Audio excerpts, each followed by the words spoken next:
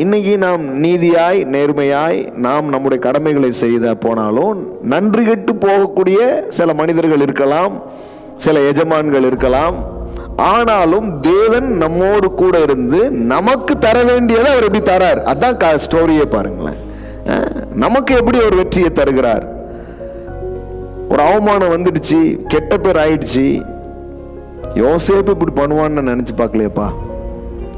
அப்ப இவ்வளவு நாள் நல்ல பையன் மாதிரி நடிச்சிருந்திருக்கான் போல. ஆமா, என்னெல்லாமோ சொல்லியிருந்திருக்கலாம். அதுக்கு இவனுக்கும் சம்பந்தமே இல்லை.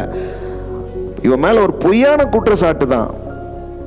ஆனா அதன் நிமித்தம் இவன் ஒரு சிறைக்கு அனுப்பப்படுகிறான். அவமானம் தான். இப்ப யோசேப்பு உயர்ந்திருந்த நேரம் என்னவா இருந்திருக்கும்? எல்லா வாயும் அடைக்கப்பட்டிருக்கும், எல்லா கண்ணும் வேற மாதிரி ஆயிருந்திருக்கும். ஐயோ அப்படின்ட்டு நம்ம தான் தப்பா நினைச்சுக்கிட்டோம் அப்படின்ட்டு. அப்ப இது எல்லாமே ஒரு வேலை பார்க்குற ஒரு ஒர்க் ஸ்பாட்ல நடக்கிற ஒரு காரியம். அவனால் ஆதாயம் பெற்ற ஒரு எஜமான் அவனை அநீதியா நடத்திடுறான்.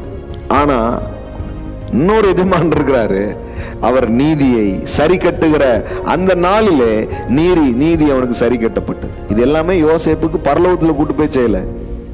அவமானப்பட்டது இங்க, இது எப்படி இருக்கு பாருங்க. அடிப்பட்டது இந்த கை, கட்டு போடுறது இந்த கைனா எப்படி இருக்கும்?